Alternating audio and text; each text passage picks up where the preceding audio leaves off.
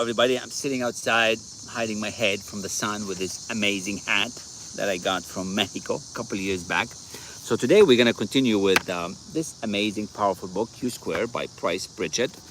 And the question is seeking failure. It's on page 25, seek failure. Now, it's kind of weird because when you read about seek failure, it doesn't make sense. You don't seek failure. I want to seek success.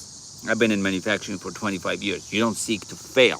You seek to learn and grow and do things. But he titles it Seek Failure. So I'm curious to see what did he really mean in this chapter, because he talks about multiplied effect. He talks about a high velocity formula for multiplying your effectiveness with you and your team and your company. So how do you do that? And what's this U square anyways? How do you U square? Like, we know 2 square, 10 square. What's U square? So let's see what he said.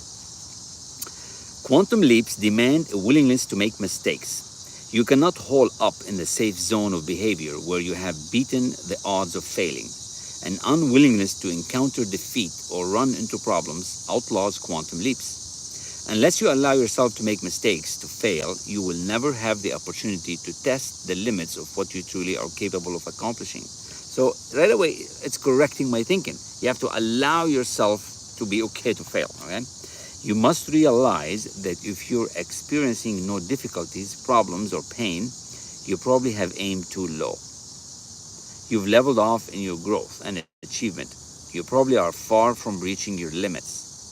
So think of problems or pain or slippage in performance as a positive sign. A performance lag ordinarily occurs at the very outset when you are making a quantum leap. It's the pause during which you poise for the jump. The temporary loss of momentum that occurs in the process of changing gears. And I'm sure we've all have had that happen. I know I have. Failure is a resource. It helps you find the edge of your capacities. That's interesting. Failure is a resource. It helps you find the edge of your capacities. If you're staying always in the limit, you're always going to be there, but you have to push the limit. You have to go far, like within reason, So you have to follow the safety rules, you have to follow the environmental rules, you got to follow the people rules, the human rules, the EHS rules, all these things. But you push the boundaries. As long as you're doing it with guidance, with an intelligent guidance, then it's all good. So here we go. You deliberately destabilize yourself when you break out of the habit patterns that represent the status quo. You create some inner chaos for yourself. So be prepared for the possibility of confusion, anxiety, and failure. That's part of opening yourself up to a new methodology that has the potential to deliver exponential performance gains. That's amazing. That's really good paragraph. The timing is perfect for it, because I just had somebody who's a coach and wants to study the material that I have. So she got him and now she's on her way. And that's what she's experiencing, like a little lull in her performance. And now we're just gonna move it out. So often in life, it seems that things first get worse on the way toward getting better. Be prepared for that sort of development. Problems belong in the process. They are part of the equation that produces U square. They are not proof that your ambitions are futile or that you should give up. As someone has said, everything looks like a failure in the middle. You can't take a cake without getting the kitchen messy. Halfway through surgery, it looks like there's been a murder in the operating room. If you send a rocket toward the moon, about 90% of the time it's off course. It fails its way to the moon by continually making mistakes and correcting them. So anytime when you have an autopilot, guided system, it's correcting, right?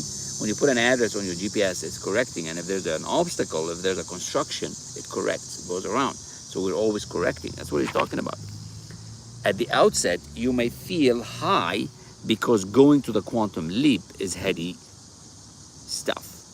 But then the hard reality of problems may slap you in the face. Progress often masquerades as trouble. It's easy to lose faith because other people may withdraw their support and be critical of your efforts. That, plus your own anxieties and uncertainties, can tempt you to turn on yourself. I remember the story from the Wright brothers, who out of Dayton, Ohio, like 40 minutes from here, supposedly their dad, they put the plane up in the air, by the way. Their dad, who was a minister of some sort, he thought they were nuts. He thought they belonged to some other religion thing, and he was really against what they were doing. Pretty crazy, right? Your own immediate family negating what you're doing. This is the crucial point in the process. Don't give up. Failure belongs here. It's a sign of progress, as long as you learn from it. The stress will seduce you toward retreat to the safety of the status quo, the trap of the familiar. Just remember this: failure does not mean you're defeated. Actually, the struggle gives you strength. It's like tempering the steel or the soreness involved in developing muscle. The difficulties are just evidence that you're learning and progressing. So when I go to the gym and flex some weights, and when I run and do some little longer run or a faster run, I feel it. You feel it in your bones, you feel it in your muscles. And that's a sign of growth. No pain, no gain. We've all heard it, but that's the reality. So failure is a thing along the way, okay? So go looking for failure and then use it. Don't interpret problems or breakdowns as proof that you should quit, but instead take them as evidence of your growth and improvement. Failure is a resource. It helps you find the edge of your capacities. It helps you find the edge of your capacities. So that's the thing. I mean, as long as you're learning from it, and as long as you're pushing yourself to get uncomfortable so that you can grow, that's the idea. Seek success. Failure is along the way. Once you're getting outside of your comfort zone, things will happen. You put yourself out there, and you're gonna get all kind of people saying all kind of stuff, including your family, including your relatives, including your friends. And why? Because you're pushing the boundaries. You're moving somewhere where you've never moved before. And when you do that, you're at that different frequency. So those who are at the frequency where you've been are not going to resonate with you. That's the key, right?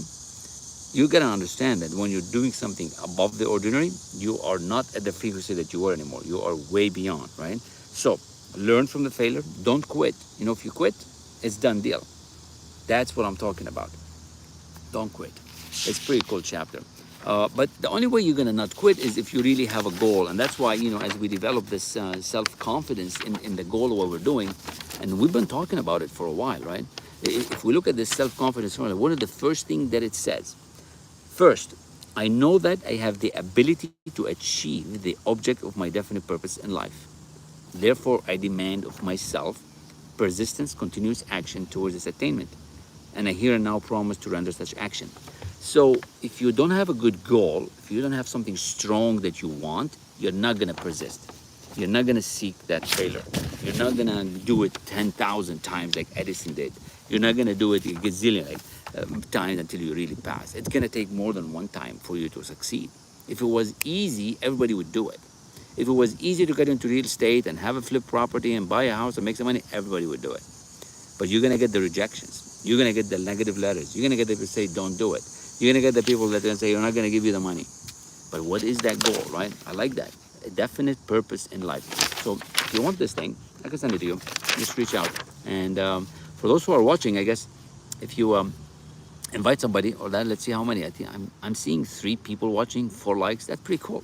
This is my first time going live directly from the phone. Usually I go from Zoom or some other software, but this time where I am sitting outside, I only have the phone. So it's pretty cool. So thanks for being here. So the next chapter is going to be get uncomfortable. So get uncomfortable. That's the next chapter. So hopefully you enjoyed this episode of Seek Failure from this book. We're almost done with it. And we continue to read other books at other times in my community. So if that's something of interest, reach out, and I look forward to serving you in the very near future. So the call to action is do something. Learn from the failure. As long as you progress, you're growing. And if you need help, there's a lot of people that can help you. It's okay. It doesn't matter how old you are. Asking for help is normal. Most people don't because they're criticism. We call them the 6 ghosts of fear. They're worried about what others are going to say. They're worried about what he's going to say. They're worried about, ask for the help. Don't stay lost. Imagine you're don't have a GPS and you don't have and you're going somewhere. You got to ask for help. When you ask for help, you shorten the time. Okay. So if you want to read this book and a few other ones that we're doing, reach out. I'd love to support you. And let me know what you're working on. What's exciting for you? Like what makes you tick? What makes you wake up every morning and have that energy and zeal to do stuff? To me, it's reading stuff like this. It's I just finished a mastermind meeting with a couple of people that they do amazing stuff in real estate, and they're working. They're employees. One is full-time entrepreneur. One is an employee, and we help each other grow. And I help them. They help me. So it's pretty cool, right? What else? Fun. Have fun with it. If it's not fun, it's not worth doing. If it's not fun, it's not worth doing. So with that, we're gonna keep it short. Look at that. We're at 10 minutes exactly. So thanks again. And tomorrow I'm going to do the same call, but it's going to be from Florida because I'm traveling to see my youngest over there. She's moving to an apartment, and it's exciting. So until then, we will talk tomorrow from the great state of Florida, and see you on another call. And if you do show up, please let me know that you watched my live. I appreciate you very much. Take care. Now, how do I end the live from the phone? Here we go. Yeah, and thank you. Take care.